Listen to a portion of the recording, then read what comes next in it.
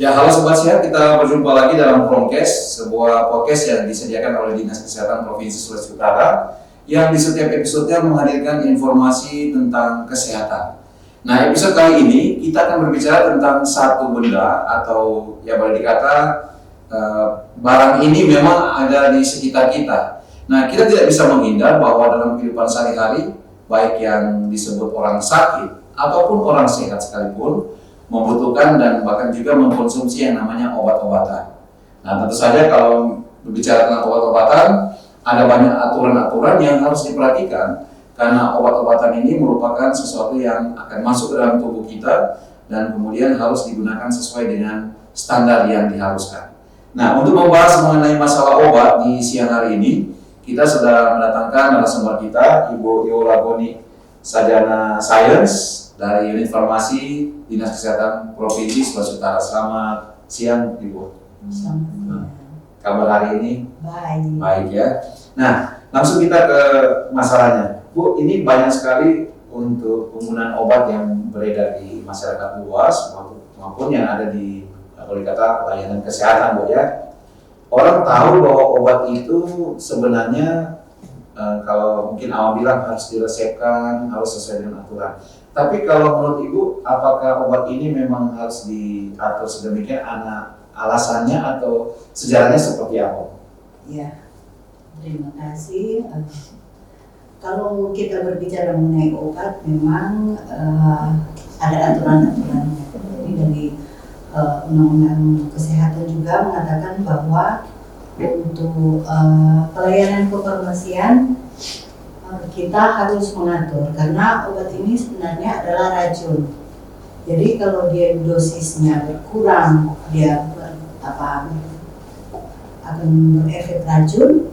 Kalau dia berlebihan, berdosis juga racun. Jadi harus sesuai dengan aturan-aturan yang ada diatur oleh Kementerian Kesehatan. Kalau yang lalu undang-undang kita masih menggunakan undang-undang dari pemerintah Belanda yang untuk penggolongan obat. Untuk sekarang ada undang-undang kesehatan yang baru, tapi kita masih menunggu turunan-turunannya.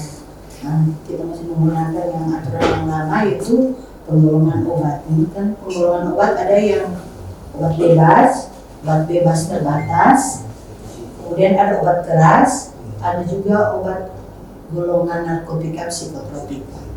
Jadi obat-obat yang menimbulkan ketergantungan itu ada peraturan sendiri. Ada klasifikasinya, Bu. Iya. Jadi kalau untuk obat bebas itu bisa dibeli dengan catatan kenapa bisa bebas dibeli oleh masyarakat, karena minimal ya atau hampir tidak ada efek yang merugikan. Sementara obat bebas terbatas dia bisa dikonsumsi tanpa menggunakan resep dokter, tetapi untuk menggunakannya ada peringatan-peringatan di situ. Jadi seperti ada awas obat untuk dipakai di luar tubuh, obat dalam jangan ditelan. Misalnya, jadi bebas tapi aturannya ya? Iya bebas tapi harus memperhatikan aturan-aturannya. Kemudian untuk obat keras itu karena efek sampingnya bisa merugikan atau bisa menimbulkan kematian, maka harus menggunakan resep dokter. Nah, untuk undang-undang yang baru sekarang yang tahun 2023 itu sudah dibagi menjadi dua. Ada obat dengan resep dan ada obat tidak dengan resep. Jadi tinggal dua sekarang. Tapi untuk peraturan susulannya belum ada. Jadi kita masih menggunakan yang lama. Jadi sebenarnya boleh dikata ini seperti kata Bu Yola tadi, ini racun sebenarnya. Makanya diawasi, diberi peringatan supaya tidak terjadi hal-hal yang tidak diharapkan. Nah, kalau mungkin Sobat Sehat sering berkunjung ke layanan kesehatan, baik juga ke farmasi, apotek dan sebagainya, Anda akan sering melihat satu slogan yang dikeluarkan oleh pemerintah, yaitu Dagu Sibu. Nah, kebetulan hari ini juga Ibu Yola akan membahas apa sebenarnya, Bu, yang disebut dengan Dagu Sibu. Dagu Sibu itu kalau untuk masyarakat supaya bisa gampang diingat kan, itu adalah singkatan. Ingat-ingat Ibu ibu pedago. Dagunya. Dagunya ibu. Karena biasanya kalau sakit di rumah, baik bapak maupun anak-anak, ibu yang menguruskan, jadi dagus ibu. Jadi itu dagus ibu adalah singkatan. Jadi singkatan dari dapatkan, gunakan, simpan, buang. Itu adalah cara pengelolaan obat. Jadi dapatkan itu kalau kita mau beli obat sebaiknya beli di sarana-sarana yang resmi, yang legal. Karena sekarang banyak seperti yang kasus kemarin kan ada vaksin palsu, apa semua dipalsukan. Kemudian kalau di Jakarta juga, belum tahu kalau di Manado, tapi di Jakarta juga ada obat-obat yang waktu dibuang, kemudian kan sudah expired, dibuang oleh pengguna atau masyarakat. Pemulung-pemulung itu yang expirednya itu dihapus dan dijual lagi. Jadi seperti yang saya katakan tadi, berkurang dosisnya saja racun, berlebihan dosisnya racun, ini apalagi sudah rusak, sudah dibuang. Jadi kita disarankan untuk masyarakat dan harusnya membeli di sarana-sarana resmi, apotek, toko obat, harus di situ. Karena kalau kita beli di warung atau di mana itu tidak bisa dijamin. Tidak dijamin. Iya, pemerintah kan kita ada Badan POM mengatur obat makanan, tapi harus ada kerjasama juga dari masyarakat.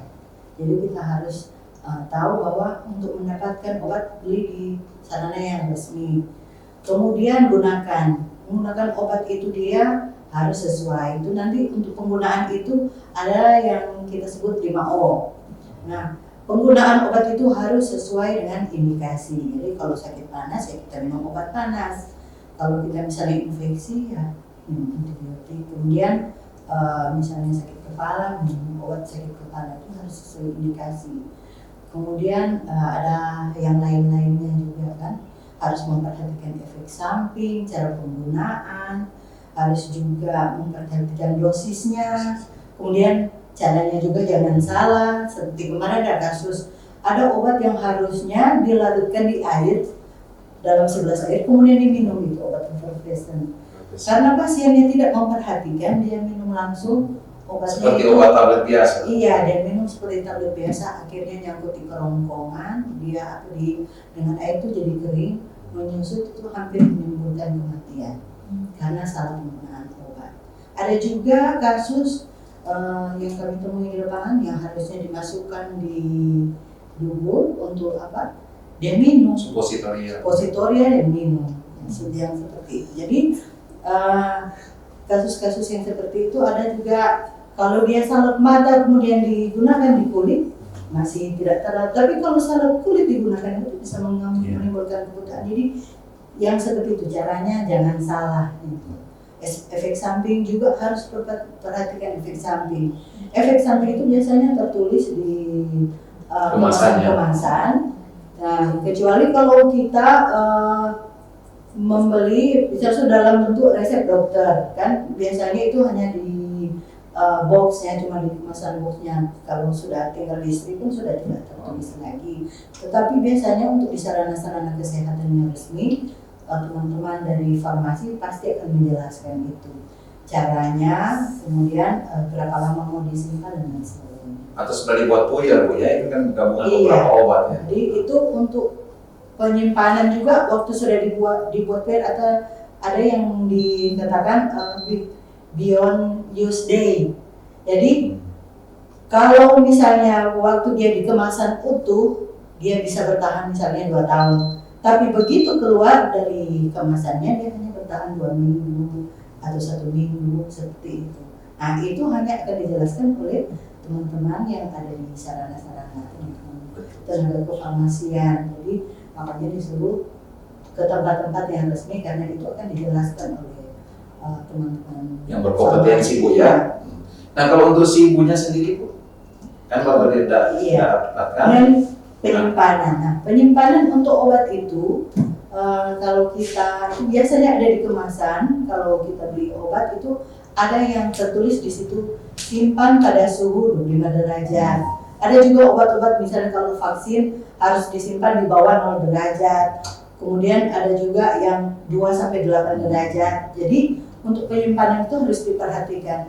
Selain itu juga kalau kita di rumah, kita harus menyimpannya dengan baik, jauhkan dari jangkauan anak-anak. Karena kan ada juga anak-anak yang aduh apa ini? Tertarik warnanya ya. Permen atau Iya. apapun yang diminum, ternyata itu misalnya seperti kemarin ada juga kasus kemarin teman dokter juga anaknya dia pikir itu obat vitamin, ternyata itu obat hipertensi. Untung tidak Sampai drop ya. iya langsung ditangani dengan cepat karena dia pikir itu obat vitamin, tidak tahu itu. Jadi penyimpanan juga kalau di rumah-rumah untuk di masyarakat harus diperhatikan dengan dari jangkauan, kemudian suhunya juga harus diperhatikan, tempat penyimpanannya, dan mengapa itu harus disimpan di tempat sendiri. Kalau kita di rumah menyimpannya, kita bisa menandai obat ini nanti expired. Jadi begitu expired, kita keluarkan dari tempat penyimpanan. Kemudian yang terakhir yang begitu, buang. Buang ini yang seperti saya sampaikan tadi. Kenapa harus dibuang itu? Harus diatur juga ini, sampai obat sampai buang saja harus diatur. Karena mau jaga jangan sampai terjadi yang seperti tadi. Disalahgunakan. Iya, disalahgunakan. Kita cuma buang begitu saja, diambil oleh pemulung, dijual lagi. Jadi kalau sudah expired untuk di rumah-rumah tangga itu dikupas, kemudian campur dengan tanah, kemudian dikubur. Untuk obat-obat sirup dikeluarkan dari botol, dicampur dengan tanah juga, kemudian ditimbun. Tapi untuk yang sekarang, untuk sarana-sarana yang besar itu ada juga sesuai ketentuan karena itu termasuk dalam bahan berbahaya. Jadi untuk pemusnahan itu harus mendapatkan izin dari Badan Pengawas Lingkungan. Jadi seperti ditampung di satu sarana khusus ya, Bu ya. Iya. Nah itu ternyata tentang dagu sibu ya. Biasanya memang kalau slogan ini akan dijumpai di sentra pelayanan kesehatan, terutama juga di apotek-apotek. Ya. Nah Bu, tadi saya juga tertarik tentang ini ya Bu, manajemen obatnya. Ada yang disebut dengan 5O. Nah mungkin bisa dijelaskan ke sobat sehat. Nah, kalau 5O itu biasanya kalau kemarin saya ada gerakan masyarakat cerdas menggunakan obat. Itu Gema Cermat namanya. Kita biasa melaksanakan kegiatan-kegiatan seperti itu, di mana masyarakat kita undang agar supaya masyarakat cerdas menggunakan obat. Jadi bukan berarti dia akan mengobati diri sendiri, tetapi untuk obat-obat yang hanya ringan-ringan saja, kan tidak perlu ke dokter atau bisa beli langsung di apotek. Yang saya katakan tadi yang logo biru sama logo hijau itu yang obat bebas dan obat bebas terbatas. Nah, walaupun dia hanya obat bebas terbatas, tapi kita harus memperhatikan itu ada, kalau itu 5O itu ada 5 jari.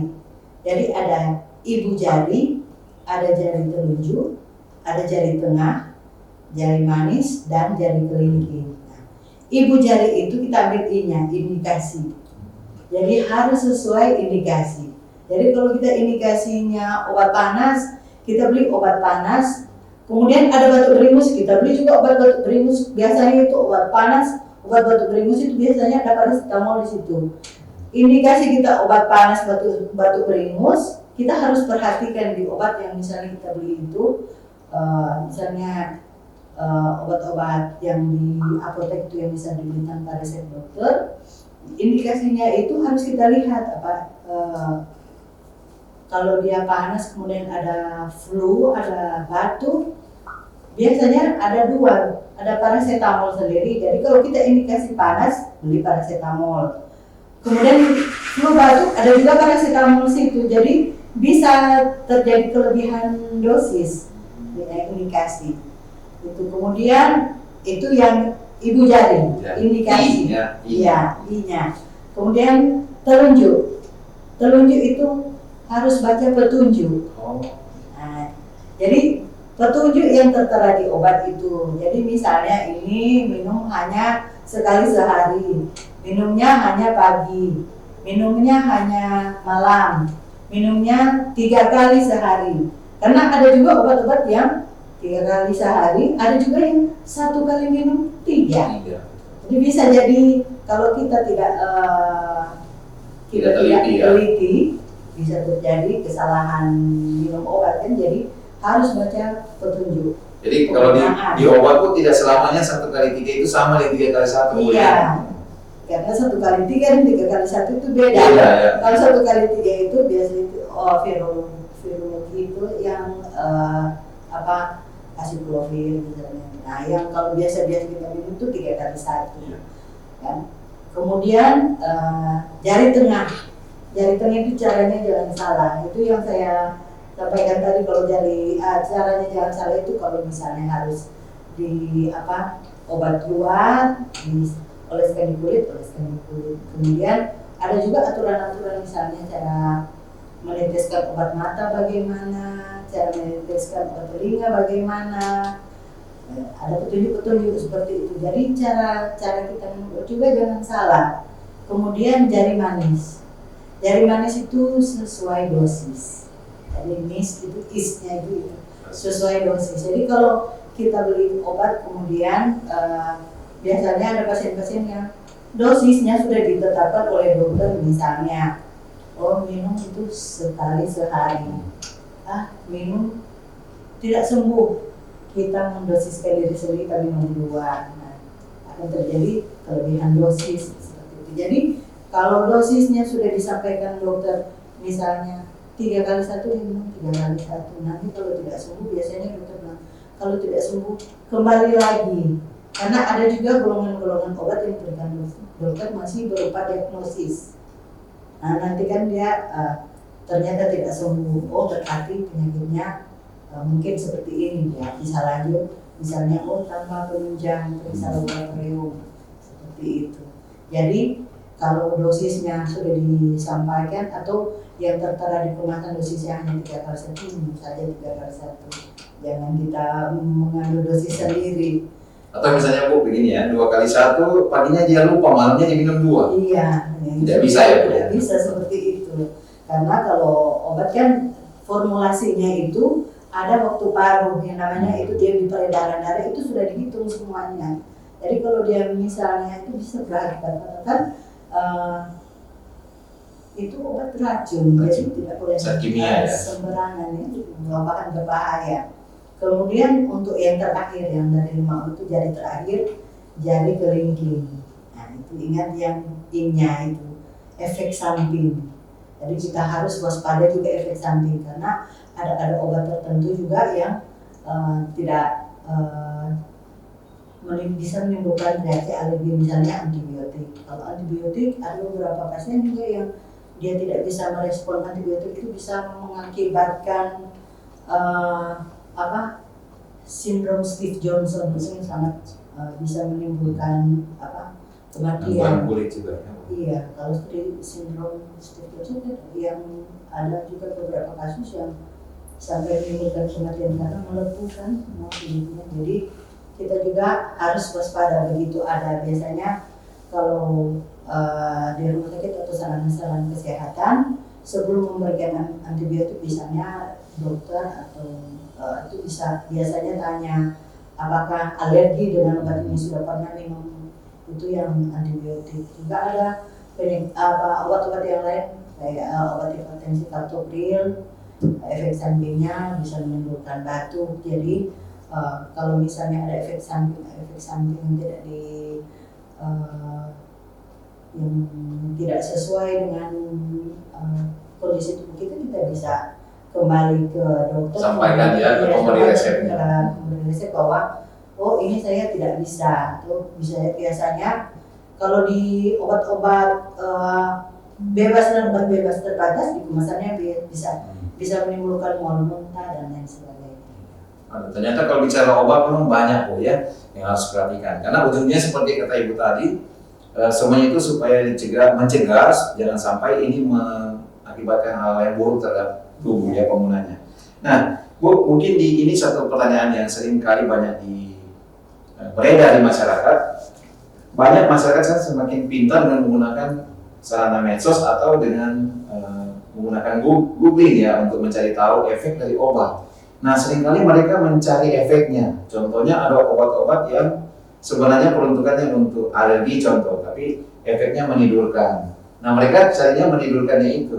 Menurut Ibu tanggapannya seperti apa? Nah, kalau yang itu namanya penyalahgunaan. Penyalahgunaan. Iya, penyalahgunaan. Nah, penyalahgunaan ini kalau kita kan di Indonesia ada namanya Balai Pengawas Obat dan Makanan. Jadi untuk obat-obat yang beredar di masyarakat seperti yang kemarin itu yang komik itu, Iya.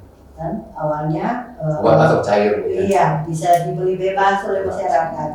Kemudian ternyata kenapa banyak, jadi untuk peredaran obat di masyarakat juga itu kita ada pelaporannya. Kalau saya di Dinkes itu ada pengawasan juga. Jadi misalnya untuk peredaran obat itu ada yang namanya pelaporan dari apotek-apotek. Kemudian ada juga monitoring yang kita lakukan turun ke sarana-sarana. Kemudian ada juga distribusi yang biasanya untuk peredaran obat itu dari pabrik, dari produksinya, kemudian dia harus melalui distributor yang kalau di ini kita sebut pedagang besar farmasi. Nah, yang distributor itu biasanya kita evaluasi di situ. Jadi ada yang namanya pelaporan logistik. Jadi kita bisa lihat di situ, oh apotek ini banyak menjual itu ya. Yang kemarin itu, yang komis itu kita temui dari situ, namanya dari situ. Kenapa nih obat ini banyak sekali beredar di masyarakat? Nah, begitu. Oh ternyata disalahgunakan karena struktur kimia dari dextromethorphan itu kan yang zat aktif di dalam komisi itu kan bentuknya ternyata sama seperti morfin. Jadi efeknya karena struktur kimianya sama, efeknya menenangkan. Nah, karena itu ditetapkan oleh kementerian itu obat masuk dalam prekursor. Jadi itu dalam pengawasan. Nah, dia masih bisa dibeli oleh masyarakat secara bebas, tapi dalam jumlah yang dibatasi. Supaya tidak disalahgunakan. Jadi karena kalau kita mau tahan supaya obat itu jangan beredar, kan kasihan masyarakat. Ada yang benar-benar sakit yang memerlukan. Jadi untuk prekursor juga itu ada pengawasan sendiri. Iya. Baik. Barangkali juga ini merupakan satu warning juga Bu ya untuk kelompok-kelompok farmasi atau penyedia untuk obat-obat ini supaya jangan sampai lengah, jangan sampai obat-obat ini diberikan tanpa resep atau dibeli dengan tidak terawasi dan sebagainya. Ya. Baik Bu, kita sudah di bagian akhir, kesimpulan akhir untuk pembicaraan kita tentang obat siang hari ini bagaimana? Nah, jadi untuk teman-teman, untuk masyarakat, untuk pendengar-pendengar dari Promkes ini sulut sehat, sulut hebat. Kami harapkan untuk masyarakat supaya dapat cerdas menggunakan obat. Kalau kita semakin cerdas, kita sehat, kita melakukan aktivitas, terhindar dari bahaya-bahaya yang tidak diinginkan, kita dapat melaksanakan aktivitas kita dengan baik. Masyarakat yang sehat juga merupakan tujuan dari kualitas hidup lebih sehat. Ya, kualitas sehat. Ya, baik, terima kasih banyak Ibu Apoteker Yola Goni SSI yang sudah berbagi tentang dagu sibu, 5O, dan bagaimana manajemen obat secara umum untuk kita semua. Dan nanti kita ketemu lagi Bu di episode-episode selanjutnya dengan topik-topik yang lainnya. Akhirnya untuk Anda semuanya sobat sehat, jangan lupa tetap jaga kesehatan Anda. Kita akan berjumpa lagi di Promkes episode berikutnya dengan topik yang lainnya. Ingat, berpikir sehat, makan sehat, dan beraktivitas sehat. Saya Ferdinand mengucapkan terima kasih dan sampai jumpa.